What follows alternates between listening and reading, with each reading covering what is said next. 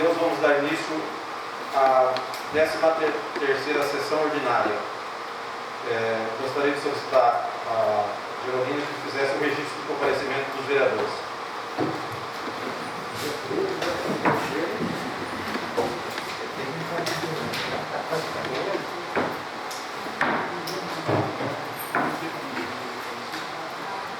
Senhor Clodoaldo Guilherme. Presente. Senhor Edivaldo Argentino Misto. Presente. Senhora Evanice Rita Passi. Presente.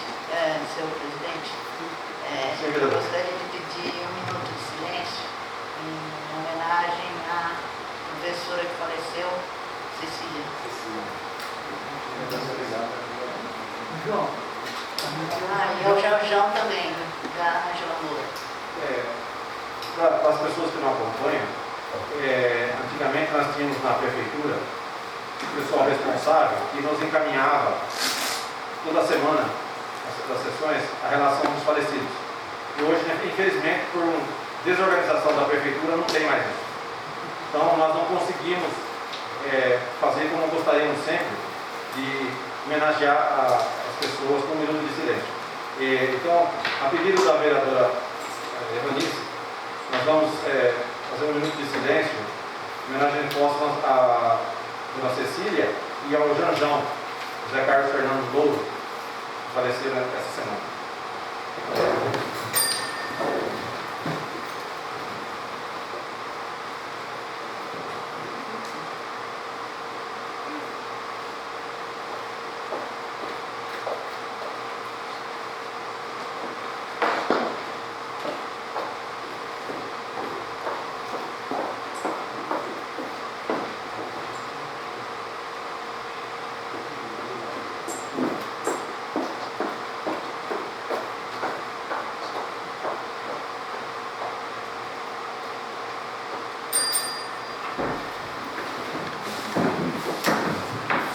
Gerolina, por favor, dê prosseguimento. Senhora Evanice Rita Passi. Presente. Senhor João Carlos Barbosa Sodero. Presente. Senhor José Olímpio Romeiro. Presente. Senhor Luiz Fernando Carvalho. Presente. Senhor Leandro Eduardo Santana. Presente. Senhor Sidney Carlos Valeriano. Presente. E Senhor Valdeci Paiuta. Presente.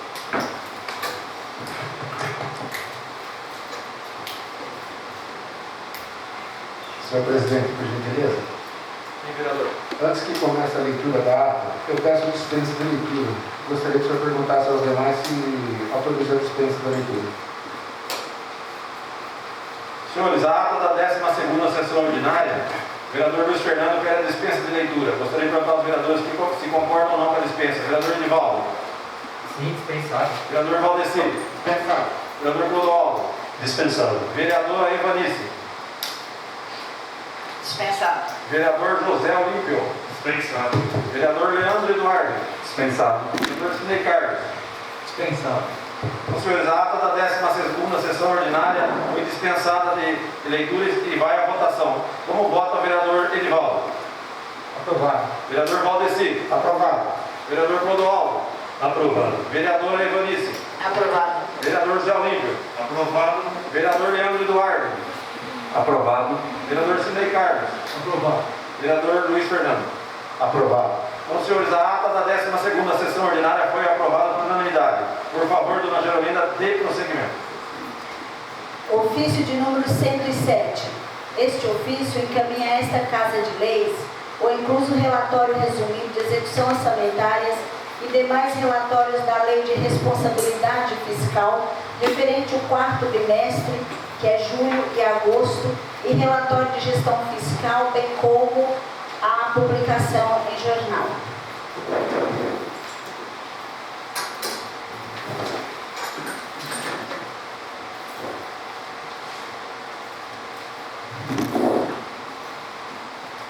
Senhores, gostaria de oferecer vistas aos senhores referente ao relatório da Lei de Responsabilidade Fiscal do 4º bimestre.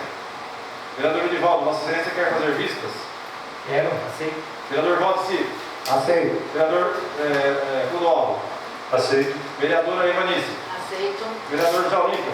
Sim, aceito. Vereador Leandro. Sim, aceito. Vereador Sidney Carlos.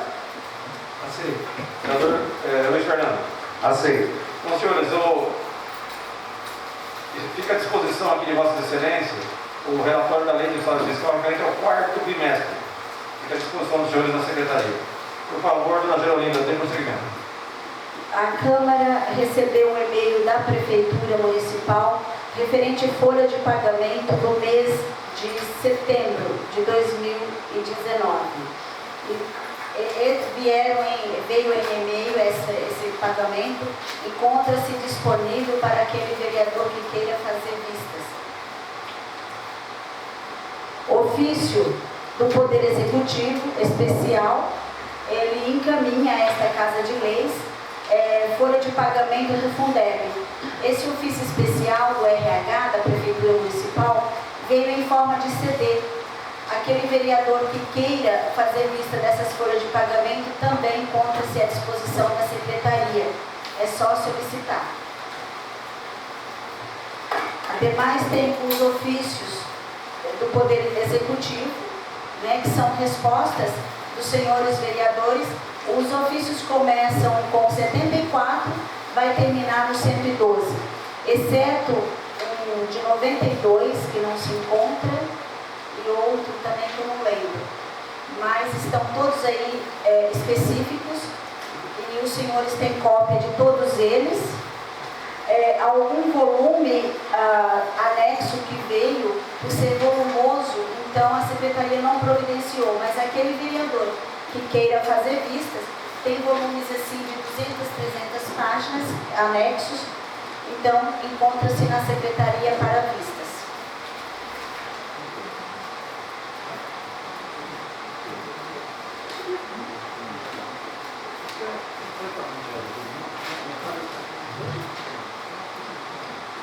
Ofício da Unimed.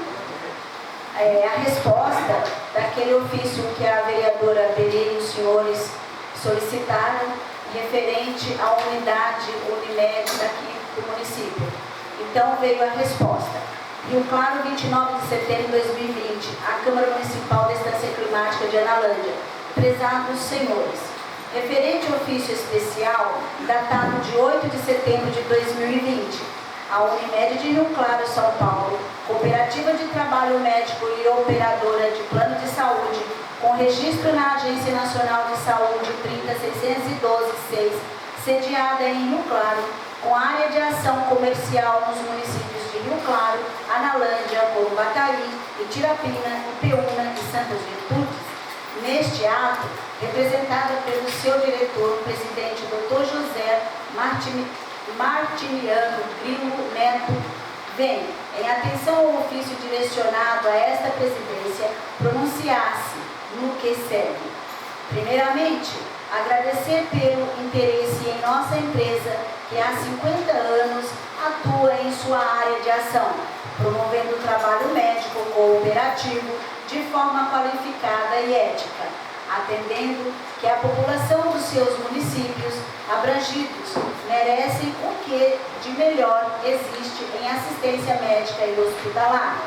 Agradecemos ainda a oportunidade de informar e esclarecer sobre o plano diretor da nossa empresa, que tem sua atenção voltada a todos os seus municípios de abrangência. É de conhecimento de vossas senhorias todo o complexo cenário que se estabeleceu em decorrência da pandemia do coronavírus, e a Unimed de Rio Claro teve alteração em sua gestão em março deste ano, iniciando a nova gestão justamente no auge da crise instalada. Diante de tantas incertezas, foi obrigada a ter o seu foco de atenção na assistência de seus clientes, principalmente no suprimento de rede hospitalar, leitos, equipamentos e medicamentos especiais de UTIs. A crise estabelecida, além de exigir revisão em seu plano diretor, se fez permanente a revisão de todos os contratos e seus custos, considerando inclusive que, por determinação da ANS, as operadoras de planos de saúde tiveram que suspender os reajustes de seus contratos, muito embora continuem com seus custos sendo aumentados consideravelmente. Com este cenário, a Unimed de Rio Claro está revisando seu plano diretor de investimento nas áreas de ação, o que fez interromper o andamento do plano de implementar a unidade em Analândia. O novo plano diretor, ajustado às condições atuais, está iniciando estudos de viabilidade, considerando população abrangida, quantidade de clientes em cada município. Item, inclusive, que será uma guia para a priorização das ações. Contudo, a Unimed de Rio Claro enviou esforços para atender às necessidades de seus clientes e lançará na mídia, agora em outubro, um novo e importante serviço que dará assistência especial a todos os clientes e com a abrangência de toda a sua área de ação, ou seja, os clientes da Unimed de Rio Claro que residem em Analândia também serão contemplados. Acreditamos que este será um importante serviço e que contribuirá com o cenário atual, onde o isolamento social ainda se faz necessário. Vimos, por último, informar que a Unimed de Rio Claro direcionará esforços para credenciar profissionais médicos em Analândia, bem como também nos demais municípios de abrangência, o que acreditamos contribuirá para a assistência médica. Por último, registramos o nosso imenso respeito aos governantes e toda a população de Analândia. Acreditamos que em futuro breve venceremos esta luta de profícuas ações e serão possibilitadas para o bem comum. Atenciosamente, José Martiniano Pinho Neto, diretor-presidente da Unimed de Rio Claro.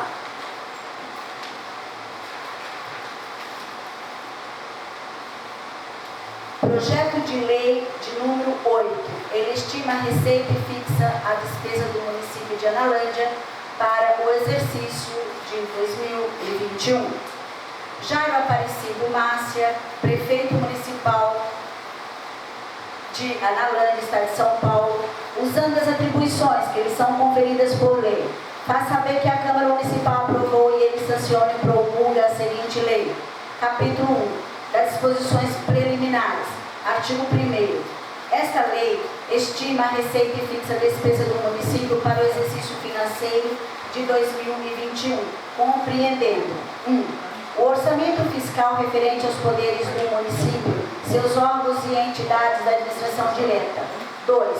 O orçamento da Seguridade Social, abrangendo as entidades e órgãos e a elas vinculadas à administração direta. Parágrafo único. As categorias econômicas e de programação correspondem, respectivamente, ao nível superior das classificações econômicas, receita e despesas correntes e de capital, e programáticas, que são os programas. Capítulo 2. Dos orçamentos fiscais da Seguridade Social, seção 1, da estimativa da receita.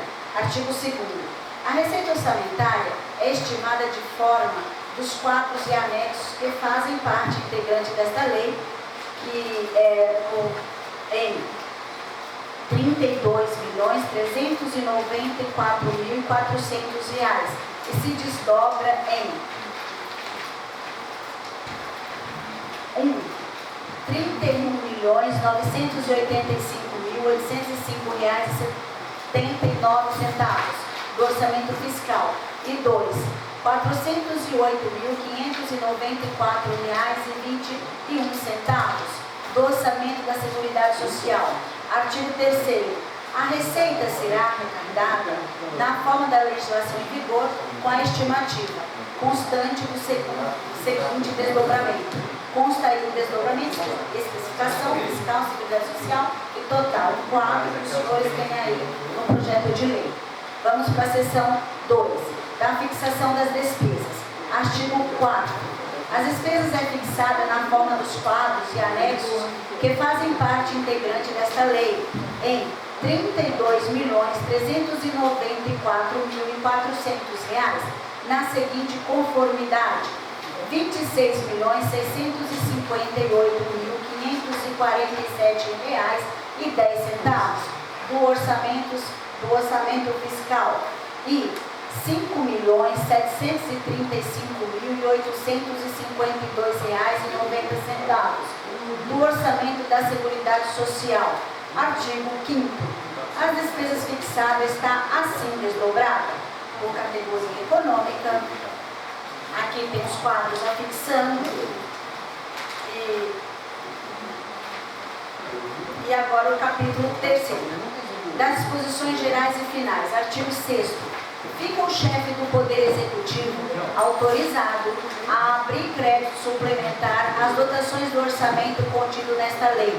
1. Até o limite de 15% da despesa total fixado no artigo 4º e até o limite da dotação consignada com reserva de contingência. Artigo 7º.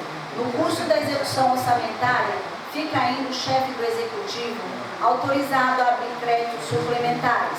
1. Necessário ao cumprimento de vinculações constitucionais, legais e de convênios ou congêneres, até o limite das sobras de exercícios anteriores desses recursos que são superávit financeiro e do seu excesso de arrecadação em 2021, nos termos do artigo 43, parágrafo 1º, inciso 1 e 2 da Lei 4.320 de 64. 2. Vinculados às operações de crédito até o limite dos valores contratados, desde que não incluído na estimativa da receita constante desta lei. 3. Destinados a cobrir insuficiência nas dotações orçamentárias dos grupos de natureza de despesa, pessoal e encargos sociais, juros e encargos da dívida e amortização da dívida, até o limite da soma dos valores atribuídos a esses grupos, ou de qualquer grupo de despesa, quando para atender ao pagamento de sentenças judiciais nas condições e formas determinadas pela Constituição, até o limite das somas dos valores de todos os grupos de despesas. Artigo 8º. Fica o Poder Executivo autorizado a realizar, no curso da execução orçamentária, operações de crédito nas espécies, limites e condições estabelecidos em resolução do Senado Federal e na legislação federal pertinente, especialmente na Lei Complementar 101 de 4 de maio de 2000. Artigo 9º. As metas fiscais da receita e das despesas e os resultados primário e nominal apurados segundo esta lei, constante do demonstrativo da compatibilidade do orçamento com as metas de resultados fiscais, atualizam as metas fixadas na Lei de Diretrizes Orçamentárias do exercício de 2021. Parágrafo único. Ficam igualmente alterados os programas de governo, ações governamentais, metas fiscais financeiras do PPA e da LDO, nos termos e anexos estabelecidos nesta lei. Artigo 10. As transparências financeiras da administração pública direta efetuada para a Câmara Municipal e vice-versa obedecerão ao que estiver estruturado pelos créditos orçamentários e adicionais. Artigo 11. Esta lei entrará em vigor em 1º de janeiro de 2021. Prefeitura Municipal, 30 de setembro de 2020. Jairo Aparecido Márcia, Prefeito Municipal, assina o projeto de lei de número 8. Mensagem referente ao projeto de lei de número 8. Excelentíssimo Senhor Presidente da Câmara Municipal de Analândia.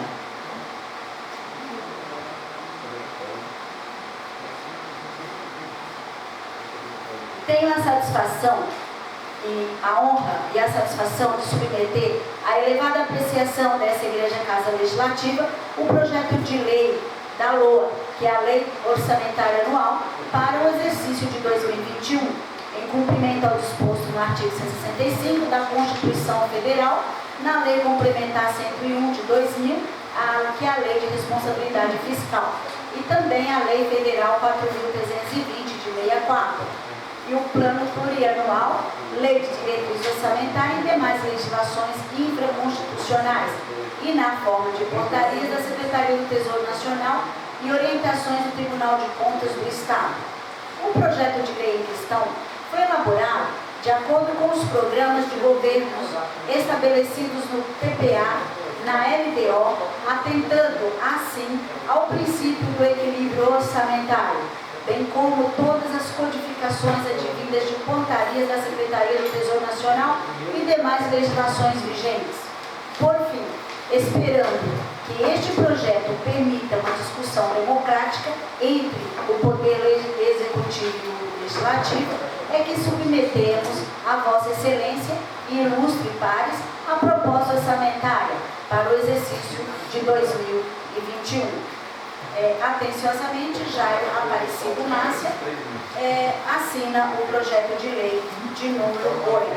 Anexo encontra-se fazendo parte deste projeto de lei os seus respectivos anexos.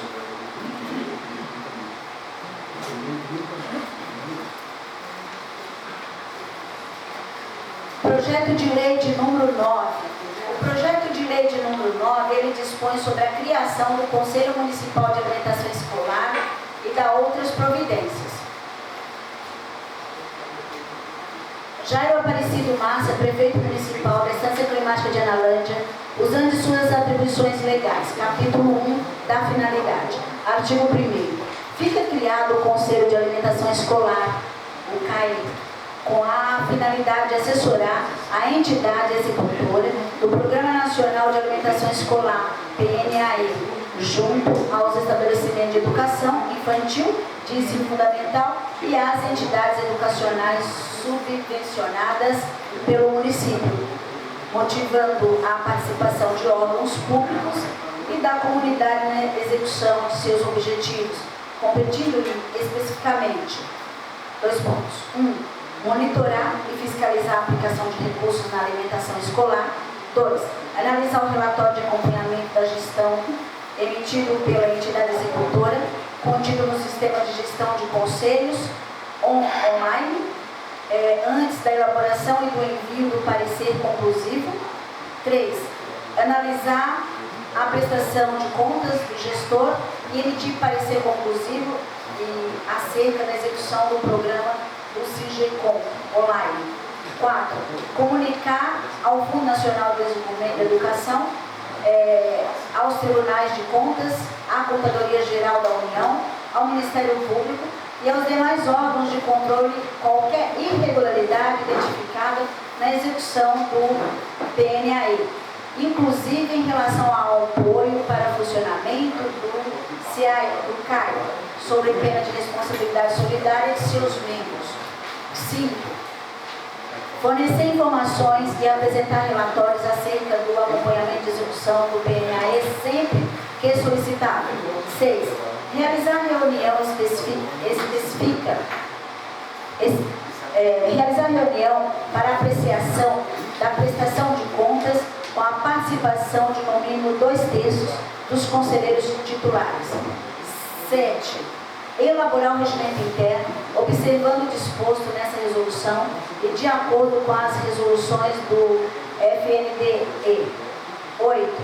Elaborar um plano de ação do ano em curso e ou subsequente, a fim de acompanhar a execução nas escolas e centros municipais de educação infantil e na rede de ensino, bem como nas escolas conveniadas e demais estruturas pertinentes ao programa, contendo previsão de despesas necessárias para o exercício de suas atribuições e encaminhá-las à entidade executora antes do início do ano letivo.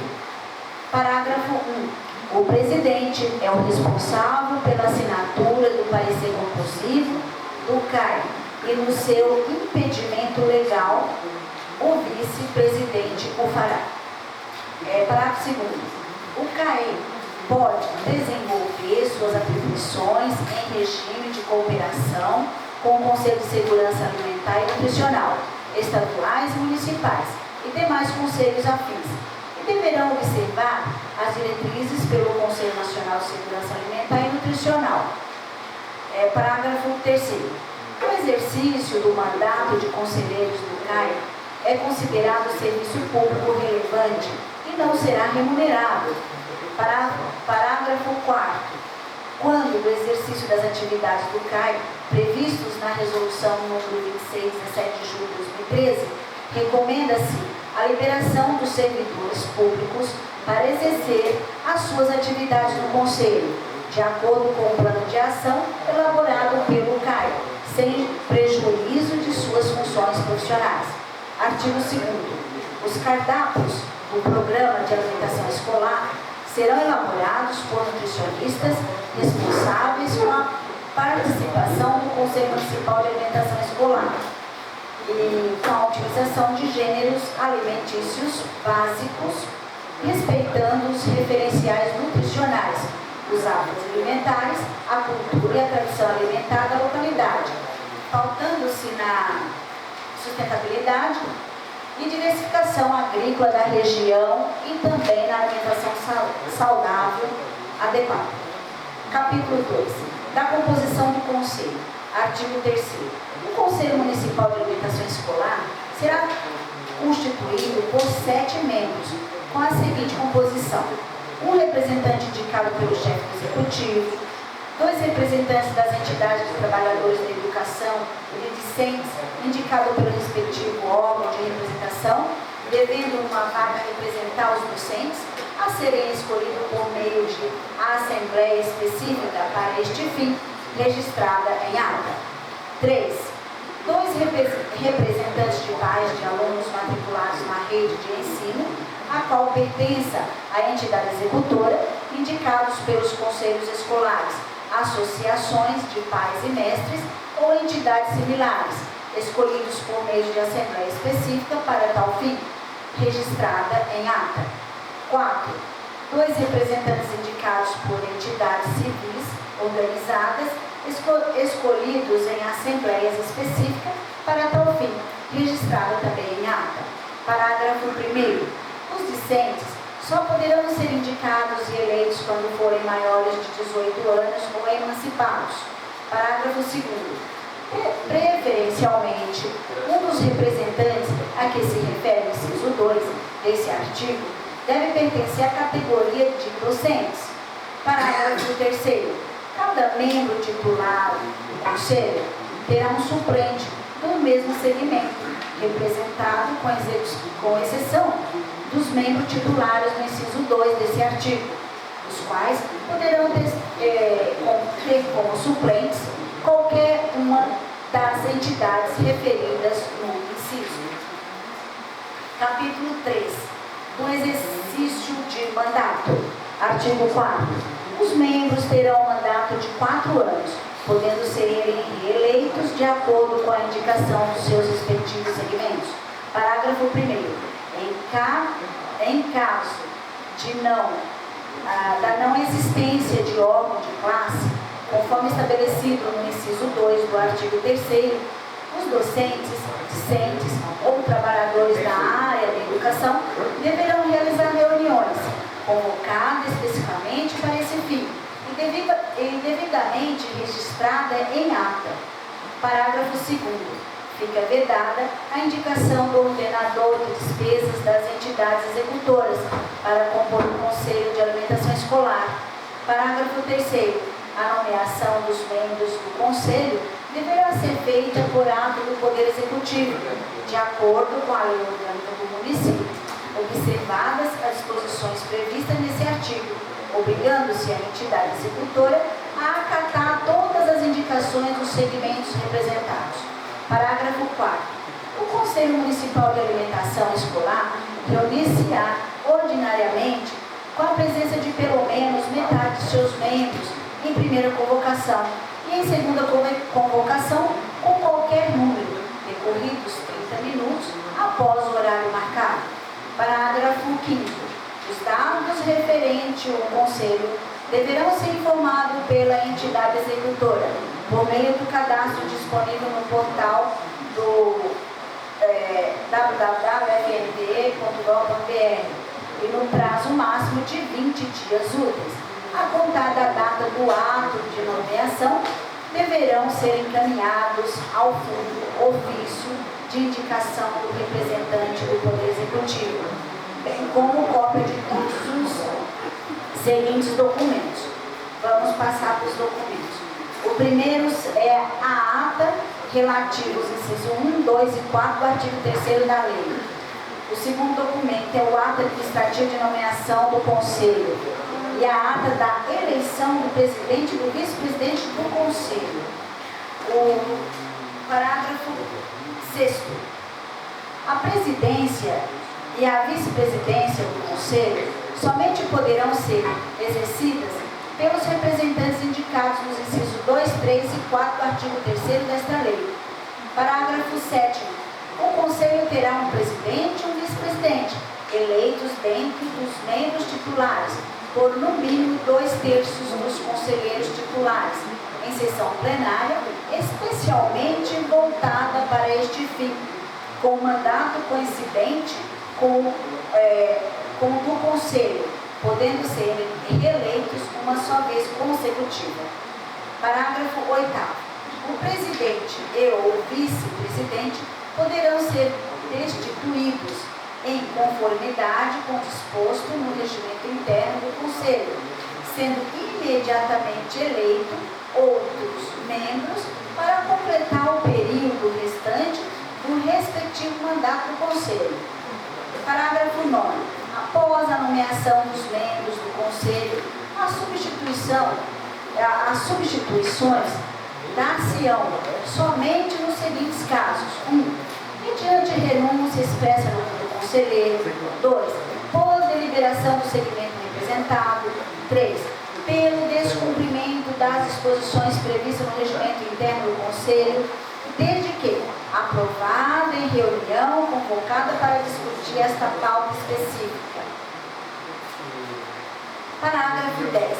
Nas hipóteses previstas no parágrafo 9, a cópia do correspondente termo de renúncia ou da ata da sessão plenária do Conselho ou ainda da reunião do segmento em que se deliberou pela substituição do membro deverá ser encaminhada ao fundo pela entidade executora. Parágrafo 11.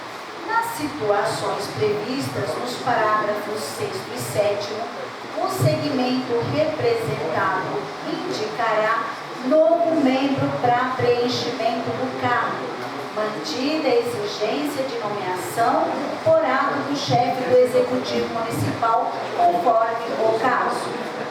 Parágrafo 12.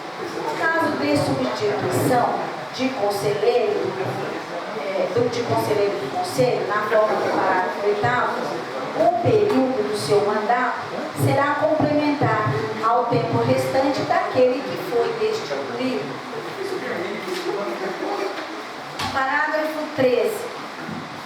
A aprovação ou as modificações no regimento interno do Conselho somente poderá ocorrer pelo voto de, no mínimo, 2/3 dos conselheiros titulares.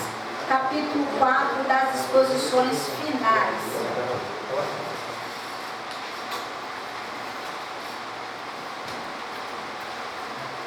Artigo 5º. O regimento interno a ser instituído pelo Conselho deverá observar o disposto nos artigos 34, 35 e 36 da Resolução de número 26, 17 de junho de 2013. Obrigada, Clodoaldo. Do Conselho Deliberativo do Fundo Nacional de Desenvolvimento da Educação. Parágrafo 1º. A aprovação ou as modificações no regimento interno do Conselho somente poderão ocorrer pelo voto de, no mínimo, 2/3 dos conselheiros titulares.